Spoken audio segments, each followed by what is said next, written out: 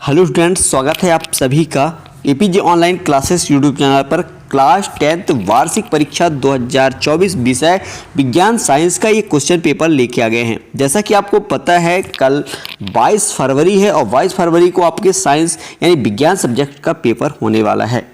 तो यहाँ पे मैं क्वेश्चन पेपर लेके आ गया हूँ। इस वीडियो में कंप्लीट सॉल्यूशन भी बताने वाला हूँ, तो वीडियो को लास्ट तक देखिएगा और एक एक क्वेश्चनों को आप तैयार करके जाएंगे। ये आपके सेट नंबर बी का क्वेश्चन पेपर है और यहाँ पे आइए बढ़ते हैं आगे।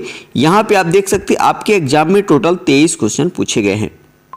तो यहाँ पे आप देख सकते हैं ये रहा पहला, यहाँ पे आपको निर्देश दिया गया, आप पढ़ सकते हैं यहाँ पे, ठीक है। आइए बढ़ते आगे। सबसे पहला क्वेश्चन क्या दिया है, तो ये रहा आपका पहला क्वेश्चन जिसमें पूछा गया है सही विकल्प चुनकर लिखिए, ठीक है।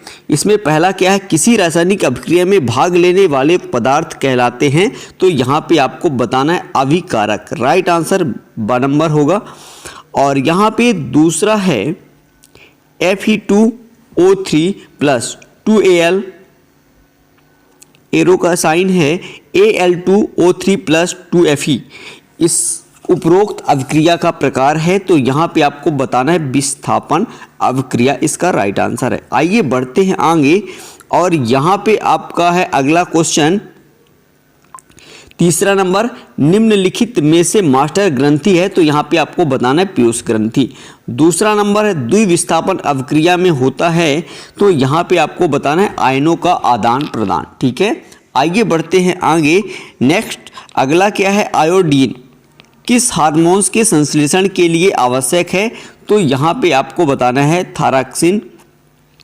इसके बाद हम बढ़ते हैं आगे। यहाँ पे है छठवां नंबर इसी का, मानव में जैव प्रक्रियाओं का नियंत्रण और नियमन होता है। तो यहाँ पे आपको बताना है तंत्रिका और अंतरास्रावी तंत्रों से। ये रहा है आपका राइट आंसर। आइए बढ़ते हैं आगे। इंग्लिश मीडियम के जो भी स्टूडेंट है यहाँ पे आप देख सकते हैं। इसके बाद हम बढ़ते हैं आगे नेक्स्ट क्वेश्चन की ओर, क्वेश्चन नंबर 2, ठीक है, जहाँ पे पूछा गया आपसे रिक्त स्थानों की पूर्ति कीजिए। तो चलिए आइए हम बढ़ते हैं आगे। यहाँ पे पहला नंबर क्या दिया है, कार्बन की सबसे बाहरी कक्षों में डैश डैश इलेक्ट्रॉन होते हैं। तो आपको यहाँ पे भरना है 4, ठीक है। और इसके बाद दूसरा है सिरके में पाए जाने वाले अम्ल का नाम लिखिए। तो आपको लिखना है एसिटिक अम्ल। क्या लिखना है, एसिटिक अम्ल, ठीक है, एसिटिक अम्ल ये लिख देना है आपको, ठीक है। ये रहा आपका दूसरा नंबर। और आपको तीसरे में क्या भरना है, लोहे के बर्तनों को जंग से बचाने के लिए डैश डैश की परत चढ़ाई जाती है। तो इसमें आपको लिखना है जिंक। क्या लिखना है, जिंक, ठीक है। इस तरह से आपको लिख देना है। आइए बढ़ते आगे। नेक्स्ट नंबर क्या है, चौथा, वह सूची जिसमें धातुओं को उनकी क्रियाशीलता के अवरोही क्रम में व्यवस्थित किया जाता है डैश डैश कहते हैं। तो यहाँ पे आपको लिखना है सक्रियता श्रेणी। क्या लिखना है, सक्रियता श्रेणी आपको यहाँ पे लिख देना है, ठीक है। इस तरह से ये रहा आपके चौथे नंबर का आंसर। इसके बाद नेक्स्ट नंबर आप देख सकते हैं, सोडियम हाइड्रोजन कार्बोनेट का सामान्य नाम डैश डैश है। तो यहाँ पे आपको लिखना है बेकिंग सोडा। क्या लिखना है, बेकिंग सोडा, ठीक है। इस तरह से आपको लिख देना है।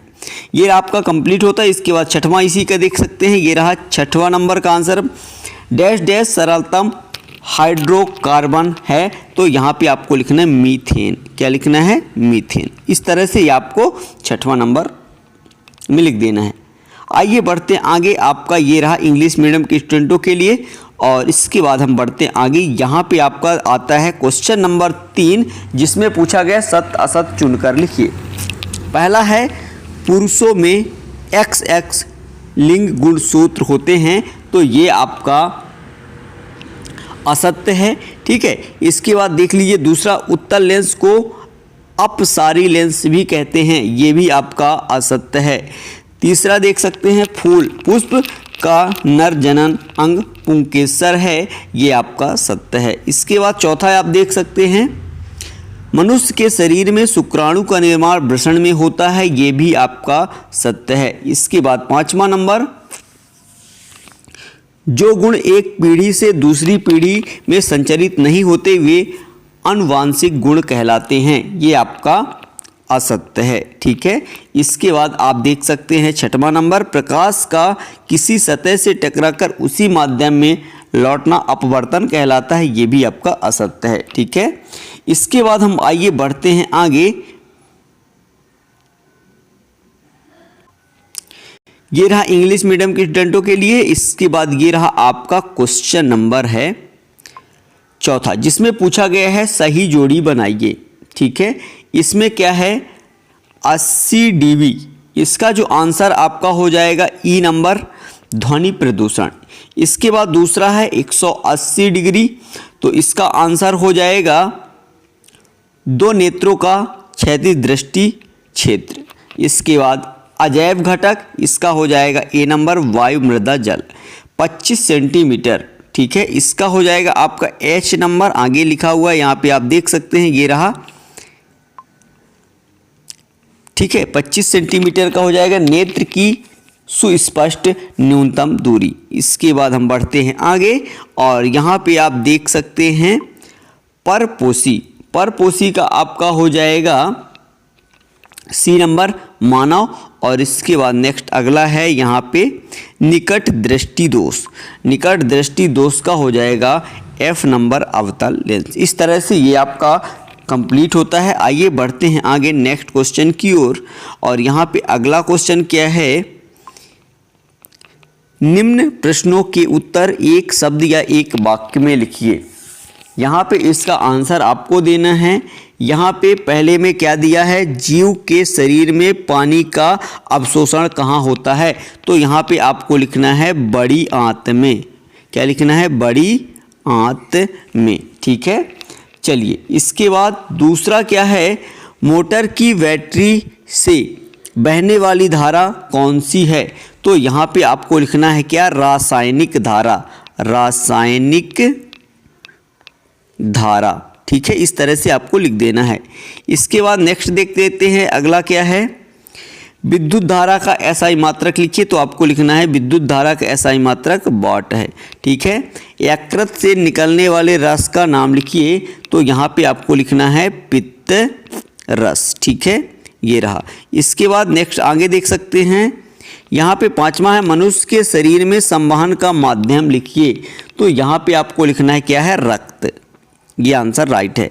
इसके बाद 6वां है चुंबकीय क्षेत्र की उपस्थिति पता लगाने वाली युक्ति का नाम लिखिए, तो यहाँ पे आपको लिखना है चुंबकीय सुई। क्या लिखना है, चुंबकीय सुई। ठीक है, ये आपका राइट आंसर है। इस तरह से ये कंप्लीट होता है। आशा करता हूँ यहाँ तक आपको समझ में आ गया होगा। आइए अब हम बढ़ते हैं आगे क्वेश्चन नंबर 6 की ओर। यहाँ पे आपका ये रहा क्वेश्चन नंबर 6वां, प्रबल अम्ल को दो उदाहरण सहित परिभाषित कीजिए। इसका अथवा आप देख सकते हैं, प्रबल क्षार के दो उदाहरण सहित परिभाषित कीजिए। ठीक है, इन क्वेश्चनों को आप अच्छी तरह से तैयार कर लीजिए, ये आपके एग्जाम में देखने को मिलेगा। आइए बढ़ते हैं आगे। यहाँ पे आपका है क्वेश्चन नंबर 7, अम्ल का जलीय विलयन, अम्ल का जलीय विलचन विद्युत का चालन क्यों करता है, कारण लिखिए। ये आपके 2 अंकों का क्वेश्चन है, आप देख सकते हैं। इसका अथवा क्वेश्चन भी है। और यहाँ पे ये रहा क्वेश्चन नंबर 8, हाइड्रोकार्बन को उदाहरण सहित परिभाषित कीजिए। इसके बाद इसका अथवा है विषम परमाणु को उदाहरण सहित परिभाषित कीजिए। क्वेश्चन नंबर 9 है निम्नलिखित के संरचना सूत्र लिखिए, मेथेन और पेंटेन। ठीक है, आइए बढ़ते हैं आगे। इसका अथवा क्वेश्चन क्या है देख सकते हैं, ये रहा एथेन की इलेक्ट्रॉन बिंदु संरचना बनाइए। क्वेश्चन नंबर ये रहा 10, हरे पौधे में होने वाली प्रकाश संश्लेषण की क्रिया का केवल संतुलित रासायनिक समीकरण लिखिए। ये भी आपके 2 अंकों का क्वेश्चन है। इसके बाद इसका अथवा भी आप देख सकते हैं, मनुष्य की लार में कौन सा एंजाइम होता है, उसका नाम व कार्य लिखिए। क्वेश्चन नंबर 11 है प्रभावी लक्षण को परिभाषित कीजिए। इसका अथवा है अप्रभावी लक्षण को परिभाषित कीजिए। इसके बाद हम बढ़ते हैं आगे। ये रहा आपका क्वेश्चन नंबर 11, मानव में संतान का लिंग किस पर निर्भर करता है, लिखिए। इसका अथवा आप देख सकते हैं, मेंडल ने अपने प्रयोग के लिए किस पौधे का चयन किया, उस पौधे के चयन करने के 2 उचित कारण लिखिए। इसके बाद बढ़ते हैं आगे। ये रहा आपका क्वेश्चन नंबर 13, जिसमें आपसे पूछा गया वायु में प्रकाश की चाल लिखिए। इसके बाद हम बढ़ते हैं आगे और यहाँ पे देख सकते हैं इसका अथवा है डायप्टर को परिभाषित कीजिए। क्वेश्चन नंबर 14 है, मानव नेत्र में पाई जाने वाली किन्हीं 4 संरचनाओं के नाम लिखिए। इसका अथवा आप देख सकते हैं, मानव नेत्र में पाए जाने वाले किन्हीं 4 दोषों के नाम लिखिए। इसके बाद हम बढ़ते हैं आगे। ये रहा आपका क्वेश्चन नंबर 15, निम्नलिखित विद्युत अवयवों के प्रतीक बनाइए। बैटरी अथवा सेलों का संयोजन, और यहाँ पे ब नंबर है प्रतिरोध। इसका अथवा क्वेश्चन आप देख सकते हैं, यहाँ पे लिखा गया है प्रतिरोधों के श्रेणी क्रम संयोजन का आ नंबर है तुल्य प्रतिरोध का सूत्र लिखिए, और ब नंबर है विद्युत परिपथ आरेख बनाइए। इसके बाद हम बढ़ते हैं आगे। ये रहा आपका क्वेश्चन नंबर 16, जैव निम्न करणीय प्रदूषकों के नाम लिखिए। इसका अथवा है अजैव निम्नकरणीय प्रदूषकों के नाम लिखिए। बढ़ते हैं आगे। ये रहा आपका क्वेश्चन नंबर 17, जिसमें आपसे पूछा गया है 3 चालक जिनके प्रतिरोध 20 ओम, 5 ओम, 4 ओम हैं, इनका संयुक्त प्रतिरोध ज्ञात कर लिखिए जब उन्हें श्रेणी क्रम में जोड़ा गया हो। इसका अथवा भी आप देख सकते हैं। इसके बाद हम बढ़ते हैं आगे। ये रहा आपका क्वेश्चन नंबर 18, जिसमें पूछा गया है धातु व अधातु में भौतिक गुणों के आधार पर अंतर लिखिए। ठीक है, ये आपके 3 अंकों का है। इसका अथवा देख सकते हैं, धातु व अधातु के रासायनिक गुणों के आधार पर अंतर लिखिए। इसका क्वेश्चन नंबर 19 है, निम्नलिखित पादप हार्मोन्स के कार्य लिखिए। ऑक्सिन, जिबरेलिन और साइटोकाइनिन। ठीक है, इसके बाद हम बढ़ते हैं आगे। इसका अथवा क्वेश्चन भी यहाँ पे आप देख सकते हैं। ठीक है, ये रहा आपका अगला क्वेश्चन, क्वेश्चन नंबर 20, और ये रहा क्वेश्चन नंबर 20 का अथवा। बढ़ते हैं आगे। ये रहा आपका क्वेश्चन नंबर 21, संयोजन व वियोजन अवक्रिया में उदाहरण सहित अंतर लिखिए। ये आपके 4 अंकों का क्वेश्चन है। इसका अथवा है विस्थापन व द्विविस्थापन अवक्रिया में उदाहरण सहित अंतर लिखिए। आइए बढ़ते हैं आगे। ये रहा क्वेश्चन नंबर आपका 22, जिसमें आपसे पूछा गया मानव पाचन तंत्र का स्वच्छ नामांकित चित्र बनाइए। ये भी आपके 4 अंकों का क्वेश्चन है।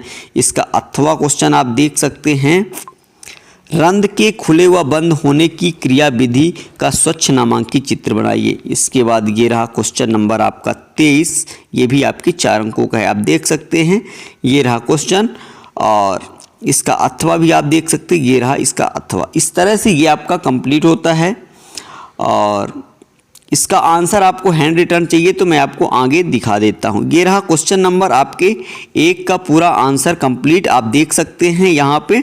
ठीक है, ये रहा आपके क्वेश्चन नंबर 1 का आंसर। इसके बाद बढ़ते हैं आगे, तो ये आपके क्वेश्चन नंबर 2 का पूरा आंसर है। ठीक है, यहाँ पे आप देख सकते हैं। इस तरह से ये क्वेश्चन नंबर 2 का आंसर कंप्लीट होता है। इसके बाद ये रहा क्वेश्चन नंबर 3 का आंसर, जिसमें आपसे 7 पूछा गया था। इसके बाद ये रहा क्वेश्चन नंबर 4 का आंसर। ठीक है, ये लिखा हुआ है, आप देख लीजिए। इसके बाद ये रहा क्वेश्चन नंबर 5 का आंसर, जिसमें 1 शब्द या 1 वाक्य में उत्तर पूछा गया था। इस तरह से ये कंप्लीट होता है।